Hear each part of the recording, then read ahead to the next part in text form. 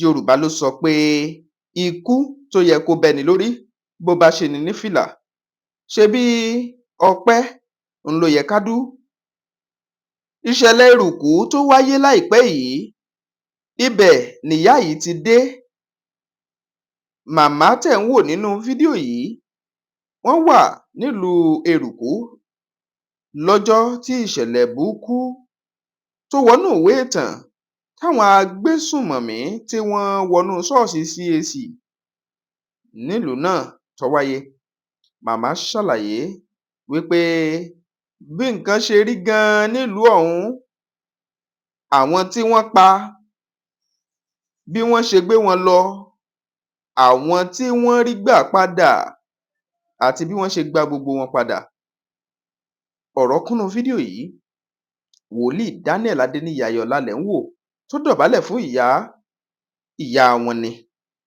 Ọmọ ọdún 84, 84. Ìyá ń ṣàdúrà fún wòlíì Ayọ̀ọ́lá láti fi ìmọrírì hàn lórí akitiyan àti àtìlẹ́yìn gbogbo ìgbà tó ń fún àwọn.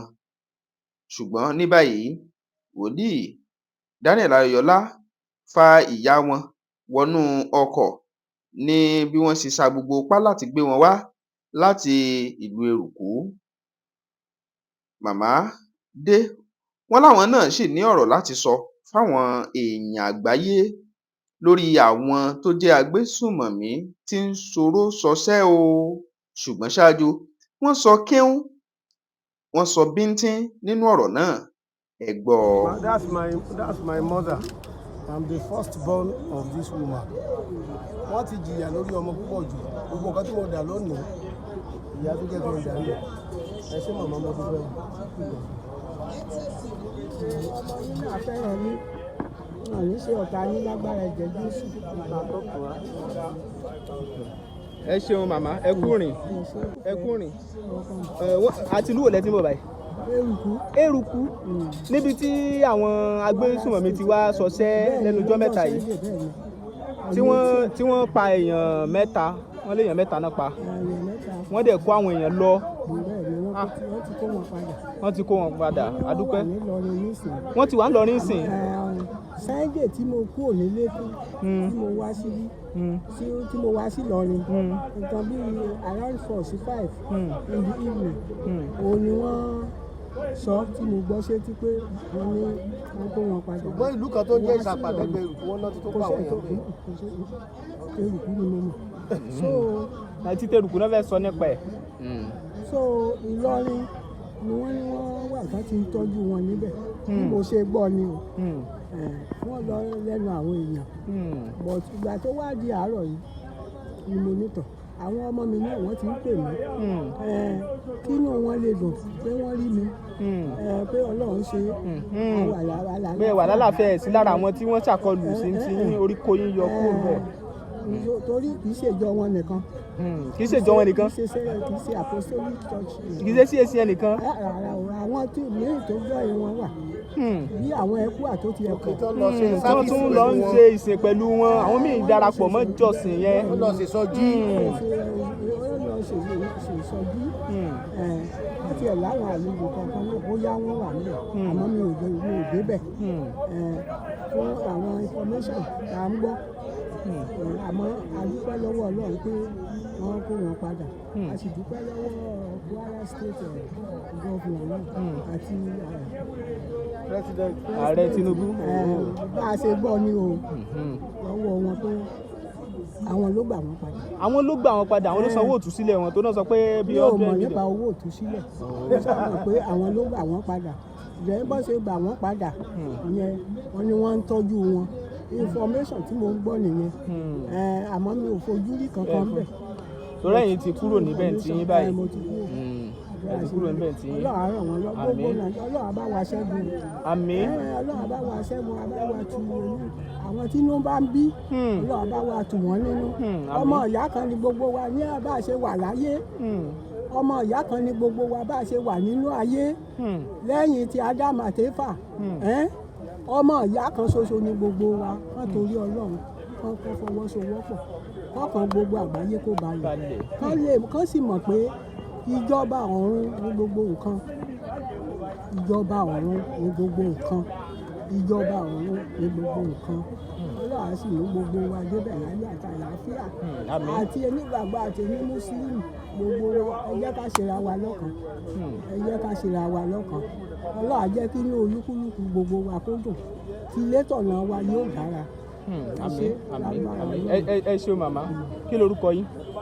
Mrs. Elizabeth Àríọlá Ògúntífá. Ẹ ṣeun ẹ̀yin ni màmá wòlíì Adéníyì Daniel Ayọ̀ọ́lá wọ́n ṣàlàyé bí ìrìn wa ṣe gẹ́gẹ́ bá a ṣe ń bọ̀ sìn ni wọ́n sọ pé ẹ wò ọ̀dà àwọn ni first born yín ẹ kú ìtọ́jú wọn. That's my mother.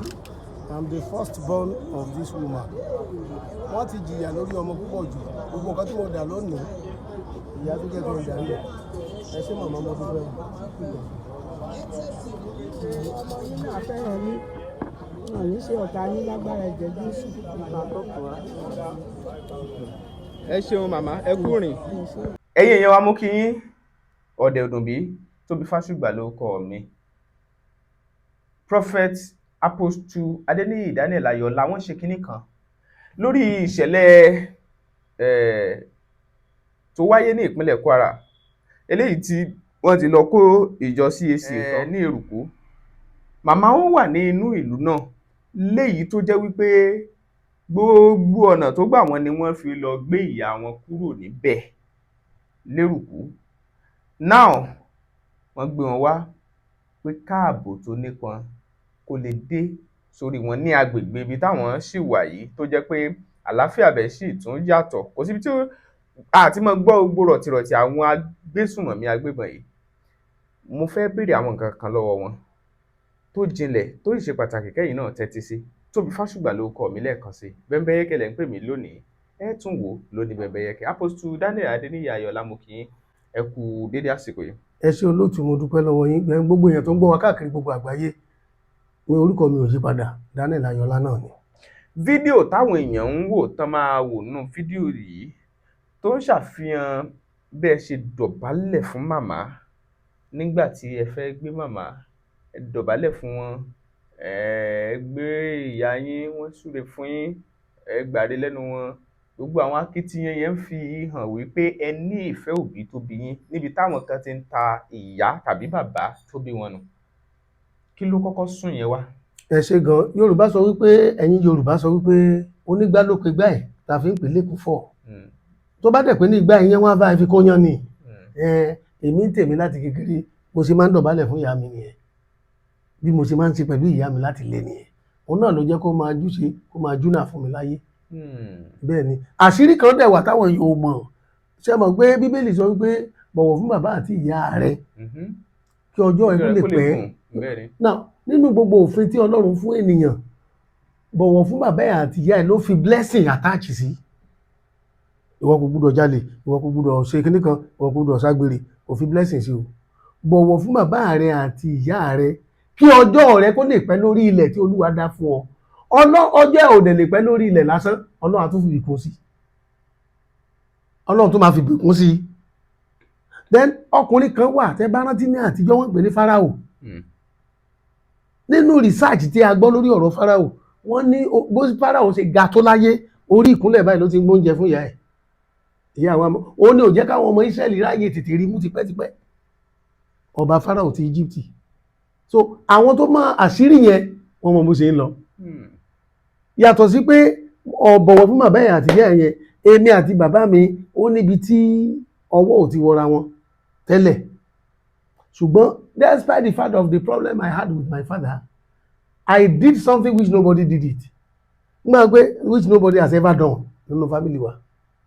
And what is that one? My father was born 11/11/1927. Dáàdì wọn wà lára àwọn tó tẹ̀lé àwọn colonial master. Dáàdì mi ó wà lára àwọn tó ń kúkú fún àwọn òyìnbó tó dẹ̀ tó mú ìjọ tó pè ní Ẹ̀kọ́ Àwá sí Èrùkú tó padà tún shift ẹ̀ sílùú kan tó pè ní Ẹ̀gbẹ́. Ẹ̀gbẹ́ yẹn náà àwọn agbésùnmọ̀mí tí wọ́n bẹ̀ ṣùgbọ́n a sì ń bọ̀ lórí ibẹ̀ yẹn. ibẹ̀ ni wàhálà àti tẹ̀ ti ṣẹlẹ̀ kí tó di pé mo ti gbọ́ tẹ́lẹ̀ kí tó lọ gbé màmá mi. So ibi tí ọ̀rọ̀ wà ni wípé bàbá mi ńgbà tó ṣe birthday kan mo wà nílọrin lọ́dọ̀ ọ̀nkú mi ńgbà yẹn.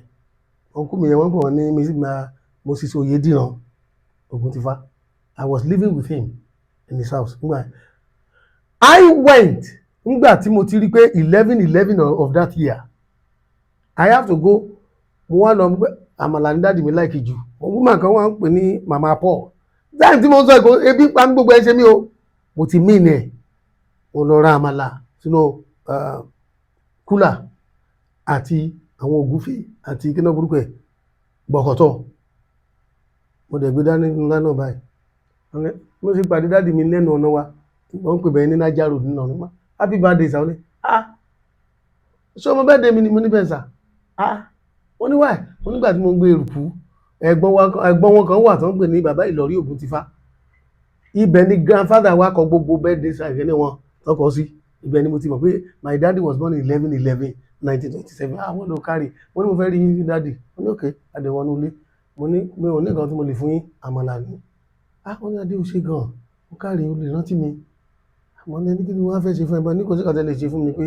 mo fẹ́ gba àárẹ̀ mo dẹ̀ kúnlẹ̀ bàbá mi dẹ̀ gbàdúrà mo ní ẹ gbọ́wọ́ lé mi lórí mo ti di wòlíì ìgbà yẹn náà o mo ní ẹ gbọ́wọ́ lé mi lórí ẹ gbàdúrà nǹkan tí mo rí gbà ń jẹ́ ìgbà yẹn ó wà lára nǹkan tí mo ń jẹ báyìí so nípa tòbí yẹn òun ṣe pé bóyá exaggeration bí mo ṣe máa ń ṣe nìyẹn tí n bá ti jí ní ìdájí báyìí mo lọ dọ̀bálẹ̀ mo lọ fi àyà dọ̀bálẹ̀ fún ìyá mi torí pé mo mà ṣírí tó wà ń bẹ̀. ẹ̀kọ́ nìyẹn fún àwọn ọ̀dọ́ òde òní tó jẹ́ pé àgbàdo làwọn máa ń gbìn tán bá ti ń kí àgbà wọ́n gbìn àgbàdo ni ẹ̀kọ́ ńlá nìyẹn o ẹja máa mú un tọ̀ ẹ ti gbé màmá kúrò ńbẹ̀ ní Èrùkú pé ó yá kán máa bọ̀ ètò ààbò sì rèé ó ti mẹ́ẹ̀ báyìí ṣé ètò ààbò bíi kò sí àwọn agbésùmọ̀mí àwọn Fúlàní wọ́n ń bí ṣe rí nǹkan tó gbé mi kúrò ńbẹ̀ mo lọ gbé ìyá mi kúrò ńbẹ̀ ká tó sọ ti bí mo lọ gbé ìyá mi kúrò ńbẹ̀ torí gẹ́gẹ́ bí ọmọlúwàbí gẹ́gẹ́ bẹ́ẹ̀ sísọ Ọlọ́run bá mi sọ̀rọ̀ nígbà kan ló bá pèèyàn ní public figure you should avoid public disgrace. Ẹ máa rí pé mi sí ní online for a very long time ìdí tí mi fi sí ní online ìyá mi ò lè wà ń bẹ̀ yẹn kí n wà ní online tí n bá sọ̀rọ̀ online number one tí nǹkan bá ṣẹlẹ̀ sí ìyá mi wọ́n ní pẹ̀lú gbogbo bó ṣe ń wà online then number two tí bá wà online àwọn ará bí gan lè mọ̀ wọ́n á tún gbọ́ information pé ìyá ẹ̀ máa wà ń bẹ̀ torí àwọn informant náà máa ń wà nínú ìlú ńgbà míì so nǹkan tó jẹ́ kí n gbé ìyá mi kó ń bẹ̀ ara nǹkan wọ̀nyẹn nìyẹn so ẹ wá wo chọ́ọ̀chì yẹn chọ́ọ̀chì ìyá mi kọ́ o kì í ṣe pé torí pé kì í ṣe kí ni o chọ́ọ̀chì yẹn gangan ni Apostle Ayọ̀ Babalọ́lá wá ní 1930 inú chọ́ọ̀chì yẹn ó lórí pé gbogbo ìjọ ní Nàìjíríà ó ń sọ ìbò lọ́jọ́ iwájú màmá tó sọ fún mi ńgbà yẹn àjọ máa ń gbàdúrà papọ̀ ni màmá yẹn fẹ́ẹ́ lè bímọ mi as of that time the woman was in her 90s my mother is 84 now òun ti pẹ́ àjọ ń gbàdúrà pẹ̀lú màmá yẹn òun ló sọ fún mi. báwo lórí ṣe wá kó ìyàyọ nínú àkọlù ti àwọn Fúlàní agbésùmọ̀mí ní Èrùkú. màmá mi kò sí bẹ́ẹ̀ ni but ilé ẹ̀ kò jìnnà kò tó 1 minute gbé ká jáde nínú ọ́fíìsì táwa ń sìn kákan rìnrìn 1 minute ẹgbẹ́ ibẹ̀ ni. ajẹ́gun wọn máa gbọ́ takòtakò. wọ́n gbọ́ kàwù ìbọn. wọ́n kọ́ máa gbogbo ló ti ń dún. so ìgbà tá a ti ẹ̀ fi ń pe màmá gan wọ́n ní kò sí problem mo ní ọmọ ìyẹn jẹ́gẹ́ nìkan kan kó bá mi kò sí problem. mo dẹ̀ ti kọ́kọ́ gbọ́ tẹ́lẹ̀ ní ìlú tó pè ní Ẹ̀gbẹ́ yẹn wọ́n ti kọ́kọ́ pa ọlọ́pàá 3 kan tó wọnú ìlú so nǹkan tó gbé mi kúrò ńbẹ̀ nìyẹn even gan èyí tá a fi sọ pé ẹni agbègbè yàbí pé wọ́n sọ̀rọ̀ àbí lẹ́bìrì. pé agbègbè ó dàbí tí àlàáfíà bẹ àwọn agbésùmọ̀mí ṣé pé bóyá kò sí bí Fúlàní. wọ́n ti yí wa ká. gbogbo ibi náà wà. everywhere náà wà. ṣé bẹ́ẹ̀ gbọ́ nǹkan tó ṣẹlẹ̀ ní Lẹ́kì Peninsula àti ọ̀dà tàbí tó ń dàbọn bóra wọn bẹ̀ kì í ṣe pé wọ́n ń dàbọn bóra wọn farayọ̀ ti àwọn èyí ni àwọn ti bí yìí ni wọ́n fèsì ọlọ́pàá ọmọ ọlọ́pàá pé yahoo kún gbogbo bẹ̀yẹn gbogbo àti ọlọ́pàá àti yahoo àti agbésùmọ̀mí gbogbo ọ̀nà sùn ti ara wọn ọ̀fíìsẹ̀ wọ́n bá kàn paná ẹ̀ ní láàrin ara wọn ẹ má jẹ́ kẹ́ níbọ̀dí tàn yín jẹ wọ́n ti sọ̀rọ̀ àǹdíwá káàkiri. kí ló jẹ́ kẹ́ ẹ rò bẹ́ẹ̀ àbí mọ̀ bẹ́ẹ̀. ṣé rí ìgbà kan wà tó yẹ pé dáàdì mi ní petrol station under the label of Unipetrol, so àwa discover pé a lè ta Unipetrol yẹn, so a lè ta gbogbo property bàbá wa, pé ká ta táǹkì tó wà ń bẹ̀ ti rotting. So bá ṣe kó ń bẹ̀ báyìí, àwa wọ mọ́tò tá a wọ̀ báyìí, àwọn fúlàní kan wà ń bẹ̀ tó jẹ́ pé ìdá wà lẹ́gbẹ̀ẹ́ báyìí, kódà ibi tó jókòó sí ojú ẹgbẹ́, yes, kò jìnnà sí. pé èèyàn kan ló lẹ́yìn àti ẹ̀ láàrin. bẹ́ẹ̀ ni àwa dé ìlú kan tó ń pè ní èdìdí yẹn, òun ló tẹ̀lé ìlú kan tó ń pè ní odò onígbé tabako ní Òmàrán, ibẹ̀ náà ti gbé fúlàní. àwa ń rìn díẹ̀, ìgbà yẹn Tinubu kọ́kọ́ wọlé, tí wọ́n sọ pé Tinubu kápá fúlàní, ẹ bá rí pé kò sí wàhálà gbogbo ìgbà yẹn. ẹ bọ̀ báyìí àti ìwà tó gbọ́. A máa sọ̀rọ̀ lórí ìyẹn later, torí màá invite yín láìpẹ́ yìí. A máa sọ̀rọ̀ lórí ìyẹn. ẹ tẹ̀síwájú. Fúlàní tó mú idà. Fúlàní tó mú idà lẹ́gbẹ̀ẹ́ tó wọ mọ́tò. Afẹ́dé èdìdí báyìí, àwọn ọlọ́pàá road block wà ń bẹ̀. Ayé ẹ̀ wá ń já bí driver ti ní kó mú idà ẹ̀ wá ha ìdẹ̀ wọ́n ní wọ́n ti ṣe rí Fúlàní, where you dey wọ́n tẹ̀ ń sọ ọ́njà pé your time of Buhari don go now, we will deal with all of you. Àwọn ọlọ́pàá yẹn ń sọ fún bẹ́ẹ̀. Wọ́n sọ fún ayé àwọn wá ń já. Wọ́n ní no, òun ò ṣe kankan. Ìgbà tá wá dé ìlú tó ń pè ní Òró yẹn náà ti bí Jíbọ́lá Pàṣúmà, ọmọ ìlú yẹn ni ìgbómìnà ní gbogbo ibẹ̀ yẹn. Ó wá sáré yà, ó wọnú igbó lọ ní Fúlàní yẹn, ibi tó fi tí olóhùn ti fẹ́ dó nìyẹn. Pẹ̀lú ó wá gba idà ẹ̀ padà, ó sọ̀kalẹ̀ ó wọ igbó lọ ní eré àbí tí wọ́n tún sẹ́tù sí. Ó ń bọ̀ láti Ìgboro, ó ń bọ̀ láti around Òmàrán, ó bọ́lẹ̀ ní Èdìdí lẹ́gbẹ̀ẹ́ òkè onígbé yẹn, ó bá wọnú gbó. dírẹ́fà bá fún ní property ẹ̀ padà. ìyẹn idà. Ìdí tí bàbá tó fi síbẹ̀ ni pé tí ọlọ́pàá bá rí wa, number 1 wọ́n á dìlé wa, number 2 wọ́n á ní bóyá ọlọ́pàá àti ẹ̀jọ́ ń ṣiṣẹ́ ibi papọ̀ ni, then wọ́n bá gbé it's not our problem, wọ́n máa dìlé wa. So ẹ̀yin Yorùbá tẹ̀dẹ̀ wà ń bẹ̀ náà ẹ̀rẹ̀ wò pé kẹ́ ẹ má sọ̀rọ̀. A lè sọ̀rọ̀, wọ́n máa dìlé gbogbo wa ni, sẹ́mi tí mo ń bọ̀ l'Abẹ́òkúta. tó ẹ̀ lẹ̀ ṣe sọ̀rọ̀. Wọ́n ní ajé sọ̀rọ̀, wọ́n á lè sọ̀rọ̀, wọ́n máa gbé gbogbo wọn máa dìlé wa ni at that time. So bó ṣe rí nìyẹn. So ní number 1 tí mo fi mọ̀ pé wọ́n yí wa ká nìyẹn. Number 2, ṣé mọ̀ pé ìlú kan tó ń pè ní Ajébọ̀ ní Abẹ́òkúta, wọ́n rí kiri bẹ̀, ǹjẹ́ mi tẹ̀ mọ̀ bóyá nǹkan tó ń sọ ń pa ìmọ̀, wọ́n rí ibi bẹ́ẹ̀sì àwọn Fúlàní bẹ̀. Iléeṣẹ́ ọlọ́pàá ní àlàáfíà ti ń jọba. Àlàáfíà àwọn ló ń jọba, àlàáfíà ò jẹ́ ìjòyè. Gọ́ọ̀mẹ̀ntì ìjọba kò tí ì jẹ́ ìjòyè, ẹni ó fẹ́ jẹ́ ìjọba. Àlàáfíà ò jọba kankan, ẹ má jẹ́ kán tara wa. Bó ṣe rí nìyẹn. Ẹ bá tẹ̀ sọ pé àbí kí la fẹ́ ṣe, ẹ máa gbọ́ gbogbo ètò nǹkan méjì ni mo mọ̀ pa lè ṣe. Ẹni tó mọ Ọlọ́run kó súnmọ́ Ọlọ́run ẹ̀ dáadáa. Security ni méjèèjì. Number 1 security is God. Number 2 security òun ni wípé ó ti tó àsìkò oníkálukú níbọn. So bẹ́ẹ̀ bá sẹ́yìn níbọn náà. Mi ò níbọn nígbà tó gbé wọ́n ní pé àgùdọ̀ gbá. bẹ́ẹ̀ bá láǹfààní àti níbọn. Why not? Gbogbo àwọn ọmọ ìjọ náà ẹ rà fún wọn. Why not? Tọ́ta. Why not? Mo mọ̀ pé nǹkan tẹ́ máa lò ní pé wọ́n sọ pé ìwọ gbúdọ̀ pànìyàn bí. Ibi mo sì lọ náà nù pé ṣe bí wọ́n máa sọ pé ìwọ kò gbúdọ̀ pànìyàn. Àwọn kan máa ń sọ bẹ́ẹ̀ gẹ́gẹ́ bí wọ́n ní Bíbélì sọ bẹ́ẹ̀. Bíbélì pé. Torí àwọn ìbọn yẹn kì í ṣe pé èèyàn fẹ́ lọ fi pa kún lóko. Èèyàn náà làwọn fi pa. Àbí nǹkan tẹ́ fẹ́ sọ bẹ́ẹ̀ kọ́ nìyẹn. Ẹ ṣe. Apànìyàn kọ́ ni ajagunjagun. Apànìyàn kọ́ ni jagunjagun. Bọ̀ lójú ogun kí náà ń pa? Èèyàn ló máa pa ṣùgbọ́n ogun ló bá dé. Yorùbá mi yẹn lágbára díẹ̀. Iná lẹ́jì ni. Ọjọ́ wo lẹ gbọ́ wípé Bíbélì sọ pé inú ogun tí wọ́n jà yẹn gbogbo àwọn tí wọ́n pa tó pànìyàn a máa rù wọ́n lọ sínú ọ̀run àpáàdì. Bíbélì kò sí rẹ́kọ̀dù pé ẹ jagun rí, ọ̀tọ̀ nìyẹn. Àmọ́ pé ẹnìkan ṣe wọ́n lọ pààyàn, wọ́n fi yàn ṣògùn owó, wọ́n lọ pààyàn out of envy, wọ́n lọ pààyàn individually, ó yàtọ̀. Ogun ni wípé is between sect and sect to sect, country to country, afẹ́gbalẹ̀ àgbalẹ̀ ayé àárín mi. Now tó bá sọ pé èèyàn pààyàn láyé yìí, number 1 ni tó gba ìjẹ láyé, number 1 ni David. Òun dẹ̀ lọ́lọ́run láìkejì òun Bible. Why? Nítorí pé ìjà ogun ni kì í ṣe ìjà individual.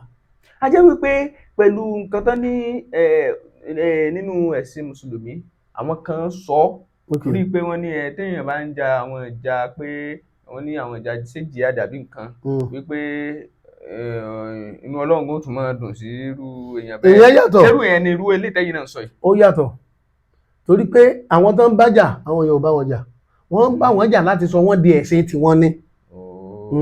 Ìyẹn ni Jésù fi sọ pé ìyẹn náà fi sọ nínú ìwé Revelation by Apostle John ló write Revelation. Ó ní blessed pé are the people that die for righteousness' sake, for theirs are the kingdom of God.